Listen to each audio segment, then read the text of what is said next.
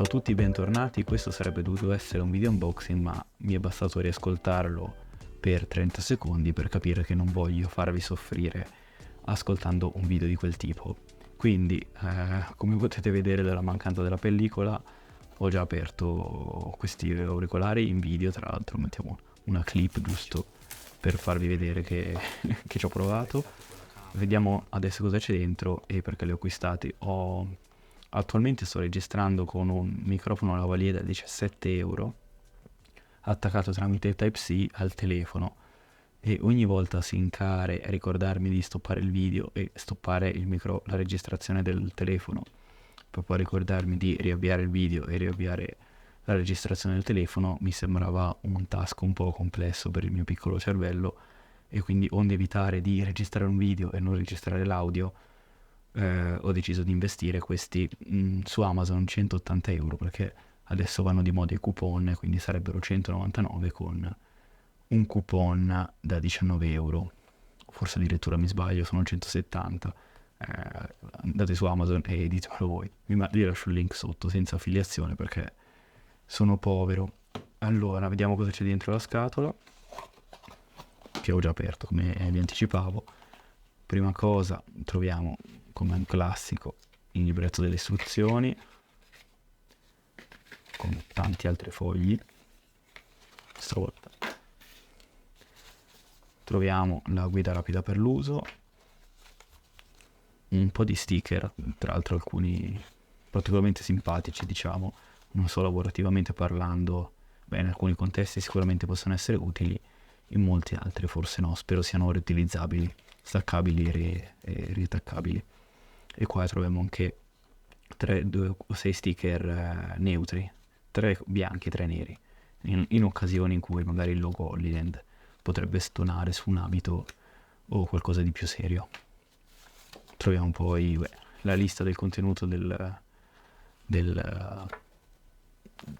scatola, ok, ce l'abbiamo fatta. Un piccolo bigliettino di ringraziamento da parte di Hollyland, grazie Hollyland, prego Hollyland,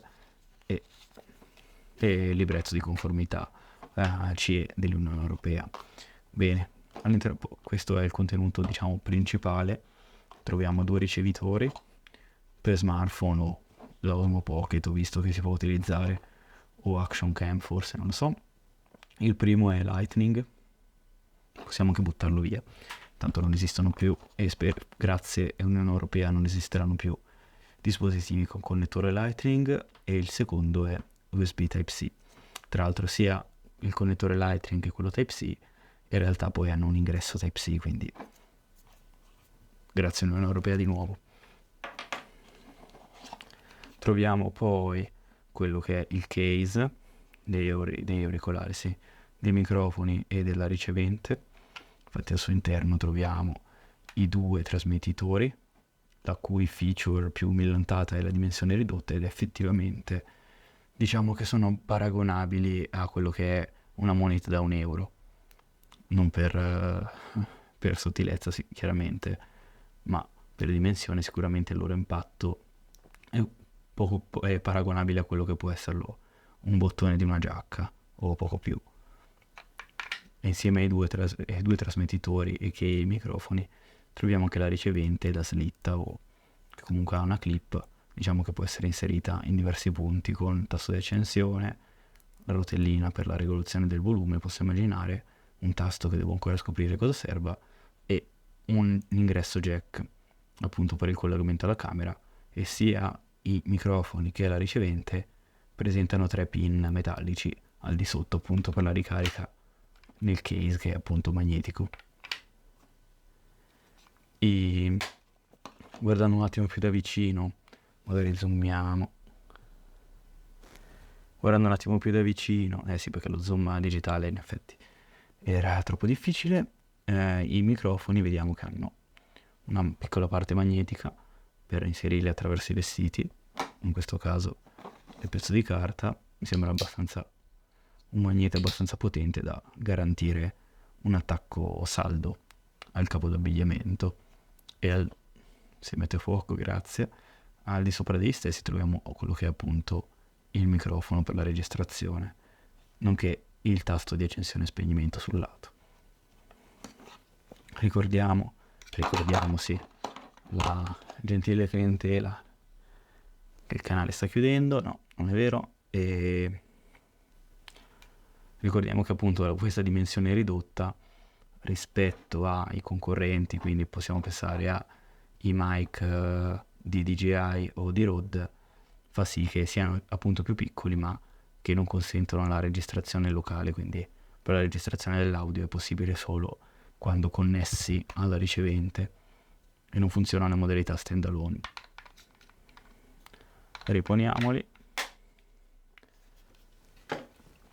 Al di sotto, un po' nascosto, c'è un secondo ripiano con al suo interno quelli che sono appunto tutti gli accessori necessari per l'utilizzo. Adesso la scatola spostiamola, e appunto in questo sacchettino troviamo vari accessori, tra cui un cavo per la ricarica, immagino, del case Type-C o USB-A. Cioè sono felice che non li facciano ancora tutti i Type-C, però ok. 2 ciondoli, chiamiamoli ciondoli, magnetici, sulle quali si può attaccare magneticamente il microfono, magari lasciamoli fuori uno, così che possano essere attaccati al collo senza per forza essere attaccati attraverso un vestito, un capo d'abbigliamento, magari appesi come un ciondolo alla maglietta. Ce ne sono 2 chiaramente, più o meno tutti gli accessori saranno doppi, essendo due trasmettitori. Dopodiché c'è il cavo jack per la connessione appunto della ricevente alla camera. Un gatto morto, deduco ci siano in realtà 2 gatti morti. Non sto a aprirli perché sono 2 gatti morti. E 2 piccole clip magnetiche, anche queste, sulle quali si può posizionare il microfono, così che nel caso in cui magari, immagino, l'abito sia troppo spesso o vogliamo avere un attacco un po' più saldo su quella che è la persona che andiamo a microfonare, possiamo farlo semplicemente attraverso la clip, senza doverci affidare per forza al magnetico che magari può scendere per l'abito se questo punto magari è un po' scivoloso. Con questo penso che abbiamo visto tutto il contenuto. Questi sono i nuovi Hollyland Lark M2. Adesso li proverò per girare una recensione. Terzo tentativo di registrare una recensione, vediamo. Non c'è 2 senza 3, speriamo che il terzo sia quello buono.